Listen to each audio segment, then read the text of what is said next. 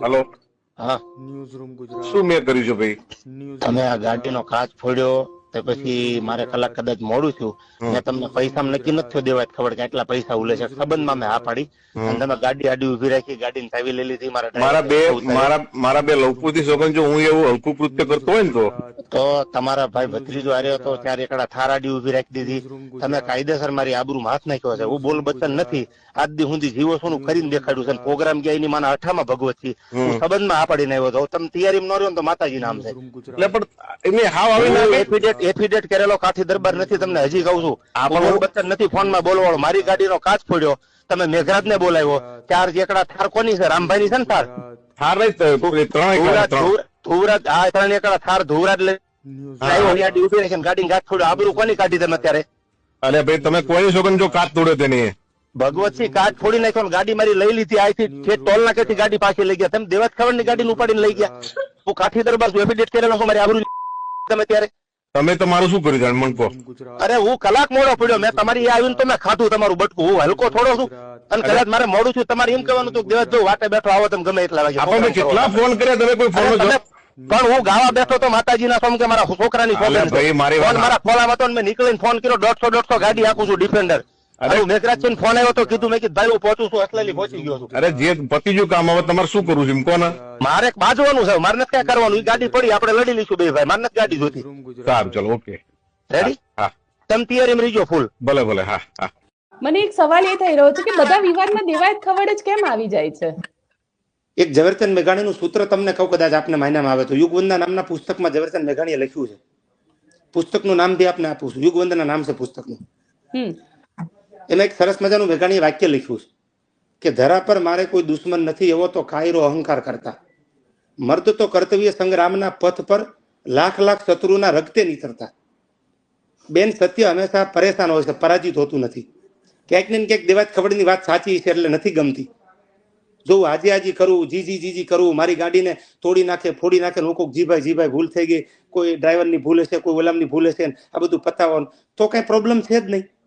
મારે તો સત્ય શું એટલે લડવું છે એની સામે કે શું કામ આ વસ્તુ બની. મારે ન્યાય જોવે આ વાતનો. ક્યાંક મને આવું લાગે છે મારી મેન્ટાલિટી પ્રમાણે. તમે અત્યારે પોલીસ સ્ટેશને ગયા હતા, ચાંગોદર પોલીસ સ્ટેશને ગયા હતા. ત્યાં આગળ પોલીસ શું કહી રહી છે અત્યારે? બસ પોલીસ એમ કહી રહી છે કે અમે તપાસ કરશું. ક્યારે તપાસ કરશો મેં કીધું? તમે ઘટના બની છે તારીખ 20, તો તમે તપાસ ક્યારે કરશો? એફઆઈઆર નથી ફાડી. આટલી લોકો લુખાગીરી દાદાગીરી કરીને મારા માણસના હાથમાંથી ગાડી લઈ જાય અને તમે હજી એફઆઈઆર નથી લીધી તો તમે કેદી તપાસ કરવાના, કેદી એફઆઈઆર કરવાના?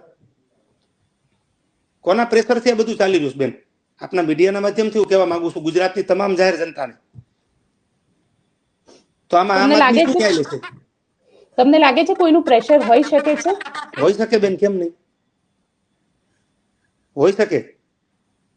આ જ ગુનો કોઈ બીજા વ્યક્તિએ કર્યો હોય, બીજા નામથી કર્યો હોય તો સ્વાભાવિક છે બેન, તમે કોઈનો કાંઠલો ચાલો, કોઈને બે ગાળ આપો, કોઈને બે ફડાકા મારો તો બી તાત્કાલિક ધોરણે ગુનો દાખલ થઈ જાય કે તમે કાયદાની વિરોધનું કામ કર્યું. તો આ કામ બેન કયું છે?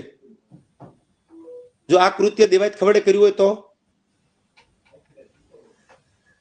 કેમ આવું? તો હું ન્યાયની અપેક્ષા ક્યાં રાખું બેન? કાયદાની પાસે જ રાખું ને, આપણું બંધારણ છે.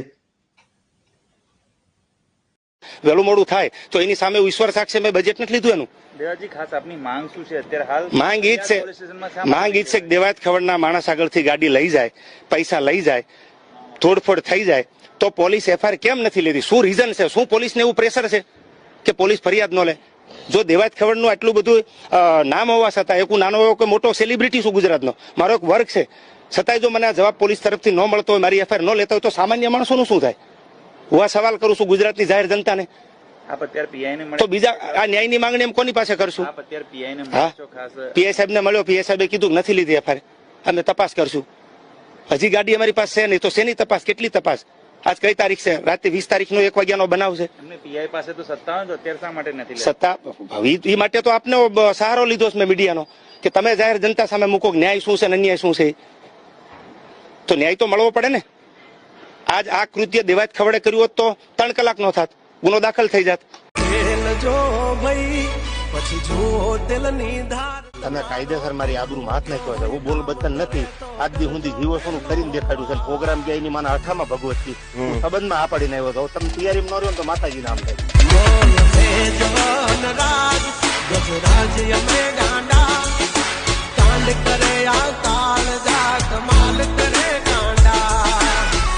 કદાચ મારે મોડું છું. તમારે એમ કહેવાનું હતું કે જો વાટે બેઠો આવો તમે ગમે એટલા વાગે આપણને કેટલા ફોન કર્યા તમે કોઈ ફોન પણ હું ગાવા બેઠો તો માતાજીના ફોન કે મારા છોકરાની અલ્યા છોકરી ભાઈ, મારી વાત- મારા ફોન આવ્યો તો મેં નીકળીને ફોન કર્યો. 150 ગાડી આપું છું ડિફેન્ડર. અરે મેઘરાજ છે ફોન આવ્યો તો કીધું મેં કીધું ભાઈ હું પહોંચું છું અસલેલી પહોંચી ગયો છું. અરે જે પતિજુ કામ હવે તમારે શું કરવું છે એમ કોને? મારે બાજવાનું છે. મારે નથી ક્યાં કરવાનું. એ ગાડી પડી આપણે લડી લઈશું બે ભાઈ. મારે નથી ગાડી જોતી. સારું ચલો ઓકે રેડી હા તમે તૈયારી એમ રહીજો ફૂલ. ભલે ભલે યુદ્ધ એ જ કલ્યાણ બોલે અમારો નારાયણ.